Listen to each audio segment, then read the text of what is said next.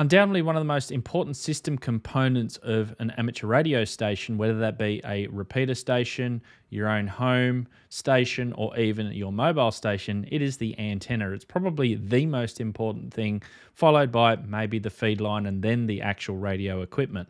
If you get the installation right, it can last for many, many years without too much maintenance. And if you get it wrong, then you can run into some problems. And I've run into these problems myself. So what I wanted to do in this video today was show you some of the tips and tricks that I've found installing specifically repeater antennas. In our first example here, I'm going to show you, this is basically a setup that we have. These are two antennas that we've got installed on a repeater station on a VHF 2 meters. You can see here that these are commercially made VHF antennas. They're folded dipole antennas. Inside these black boxes here is a 4:1 balun to match the impedance, the increased impedance of the folded dipole. These are mounted in these mounting tubes here with brackets. And one of the first things about mounting antennas is, especially in this kind of environment or these kind of environments, is to use the right hardware.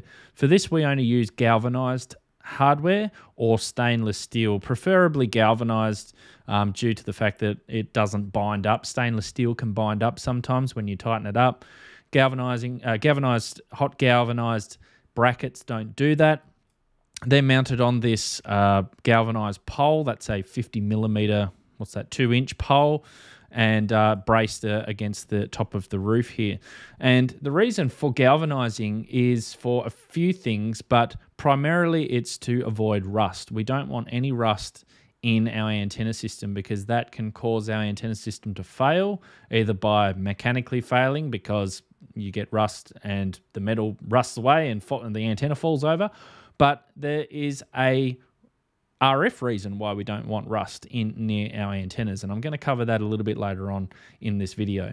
All of our cables are run here nice and parallel, all cable tied with multiple cable ties as well. There's some weatherproofing. Weatherproofing is very, very important on your coaxial cables because you don't want any water to get in at all. If you're interested in how I weatherproof my cables, then I did do a video on that a little while ago, and that will appear at the end of this video for you to have a look at. Here's another example of a system and the engineering behind it. This one is a vertical antenna. It just shows you here, if I can zoom up, the brackets.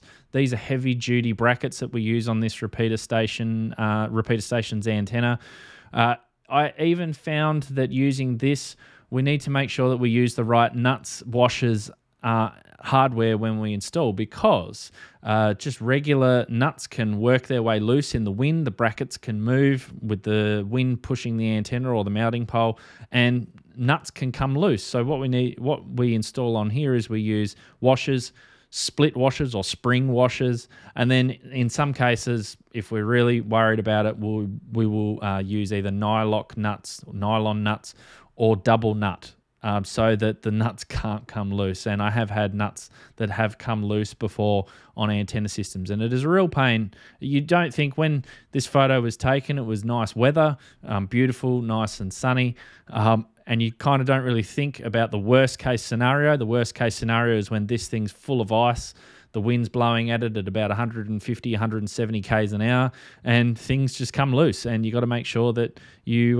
protect yourself against that. There's an example of the waterproofing as well. So we've got, there would be a layer of electrical tape, a layer of self-amalgamating tape, and then another layer of electrical tape. And you can even see the cable tie in there too to stop that tape from unraveling itself.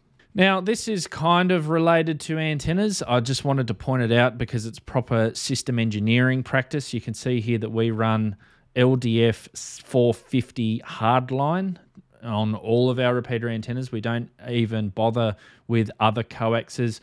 Don't even think about RG58, RG213. Don't use that cable. LMR 400 is also, or any LMR cable, type cable, is also bad. The reason LMR cable is bad is because it has two different dissimilar metals on the shield. It's got a foil shield, an aluminium shield, and then it's also got a braid, which I think is a copper clad braid, which sits over the top of that. And when you put RF into that cable, especially if it gets any kind of moisture or any kind of water in it, it will cause duplex noise. So we just tend to avoid it. And I'll discuss the concepts around duplex noise a little bit later on as we look at some other problems that can also cause that. So just keep that concept in mind. But so we run the LDF cable into here. These connectors here are specially designed positive stop. I think it's ComScope make these connectors, and we terminate that on the end of these cables into this bar here, which we've got lightning arresters, because that's always good to make sure that you want to keep the lightning out of your system. And we've got everything earthed. You can see here the earthing of the cable here coming from the antenna is earthed. This is going off to the main earth of the building.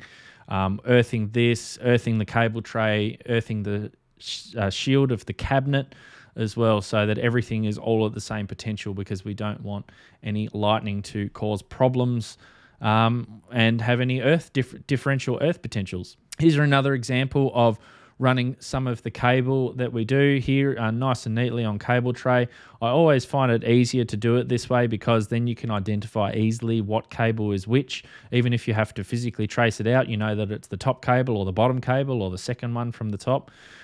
This here, we've got glands, so we use these cable glands to run in and out of the building. Here is a plate, which was, I think it's just a bit of plastic. I think can't remember the material that we used here, but you can use a metal plate, obviously, and then we just put some cable glands here, run the cables out, and that's how we get in and out of the building. And you can see here that we've just attached this tray onto the side of the building.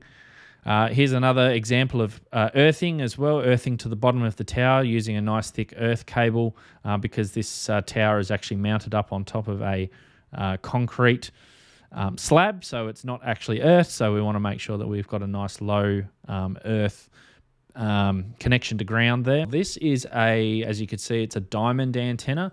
It's a Diamond X50, this model. Now, normally I would not recommend using a Diamond X50, or actually I wouldn't recommend using a Diamond X50 for a repeater antenna.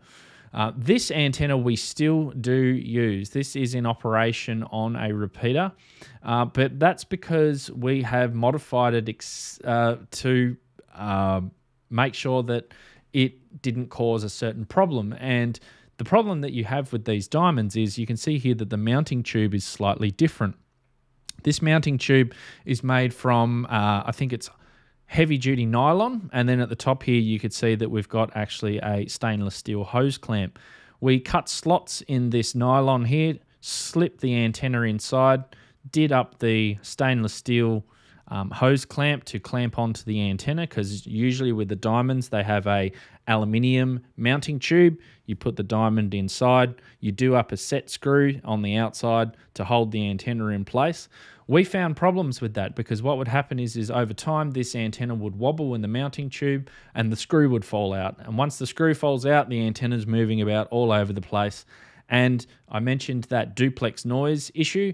When you're transmitting and you're receiving at the same time as a repeater does, and the antenna moves in the wind, this intermittent connection between the mounting tube and the antenna caused the crackles that you may or may not have heard on repeaters before.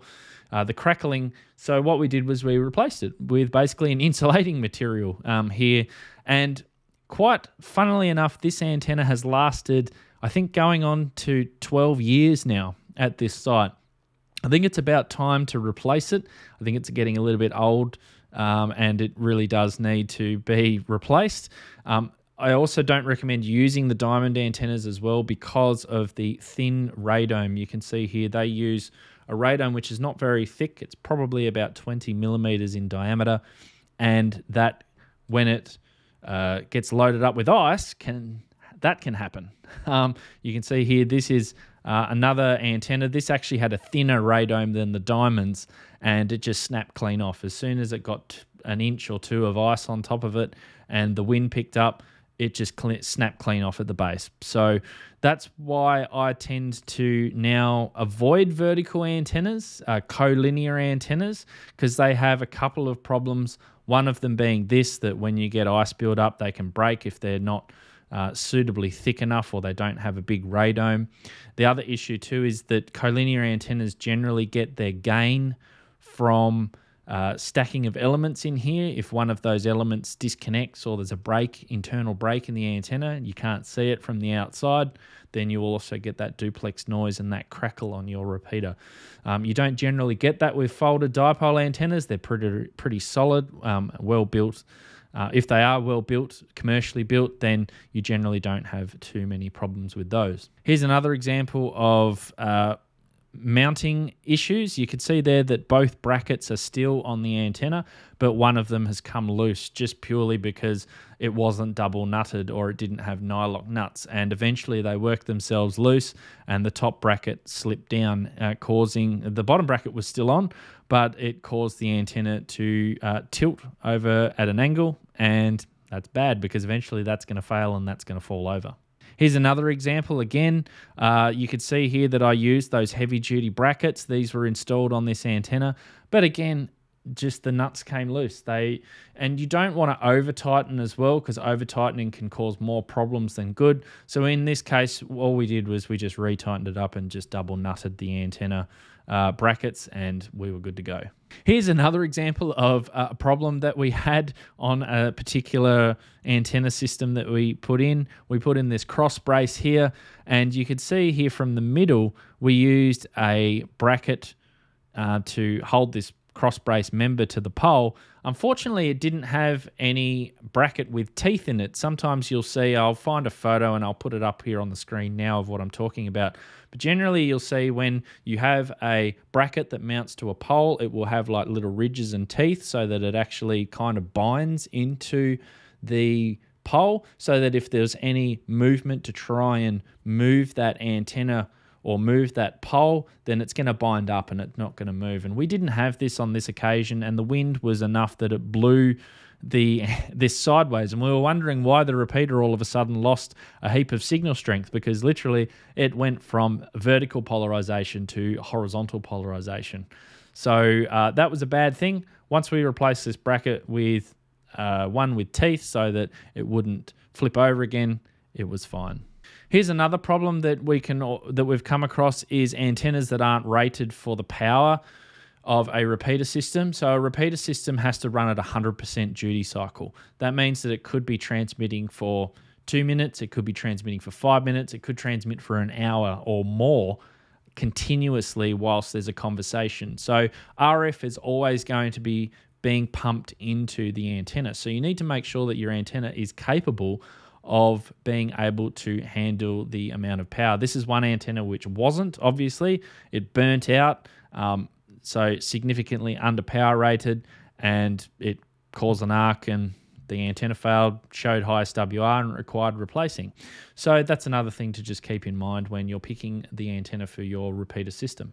So this is a bit more of a lesser known issue, but it's good to know about it. And that is, in this mounting arrangement, there is one problem. And the problem is this pole. This pole is very rusty, and not only that's bad for mechanical strength, as I mentioned before, but we can get a problem called the diode effect, or the in a nonlinear junction, so such as a rusty bolt, a rusty pole, anything that's rusty in the presence of RF, it can act like a diode, and all of a sudden it can be a wideband noise generator. So once you hit your antenna with RF, if there is anything rusty near that antenna, then you can get in the rust itself all sorts of issues happening. Wideband noise, duplex crackle, duplex noise, because we're transmitting and receiving at the same time on a repeater. And that's really what can cause a lot of problems, especially too. Another issue is intermodulation, passive intermodulation, or PIM. PIM is a big thing for mobile phone operators these days. They struggle with their receivers being able to receive because there's so many transmitters on. Those transmitters transmit at a site, they get into rust like this, and then all of a sudden there's wideband noise generators everywhere, and their receivers suffer. They get drop calls in the two-way radio or the amateur radio environment. We see that as a reduction in receiver sensitivity. So you've got to replace everything, and you've got to check everything as well. If there's anything rusty, get it off the site, replace it, clean it up if you can, so that it's not going to cause these problems. Here's another example of one that I found just the other day. This chain has rusted, quite considerably. And we've got here a replacement chain. So whilst this is at the base of the tower, it could still be a problem, even if your antenna is right up high up on the tower. If there's anything rusty, even at ground level, the other problem is also chain link fences or fences that are causing intermittent contact, or they're rusty. We need to fix these up. So in this case, it was a simple fix. It's just replacing it with a galvanized chain that's not going to rust. I thought that I was doing the right thing by just advising everybody that there was a RF transmitter here and to be careful. But you'll notice that I mounted this sign, and you can't quite see it at the back, but there is a cross member brace here. This is a metallic sign, and the metallic sign was not properly bonded to this tower. It just had the cable ties here, and it wasn't screwed in or anything like that. Whilst it wasn't rusty, it was making intermittent contact with the metal behind it, and that was causing that crackle issue again. So I had to remove the sign, and that basically fixed the problem. Some of the things, such as, you can kind of get away with rusty stuff around home because you're only running simplex mainly, but in a duplex environment, you can't do that. At the end of the day, if you can spend money on the proper hardware and the proper equipment, then do it right the first time, and you won't have any issues later on down the track. Now, you remember I told you that you need to weatherproof your coaxial cables properly? Well, I've done a tutorial video exactly on how to do that over here, along with other repeater A to Z's, everything you need to know 101s about repeater operation and system components.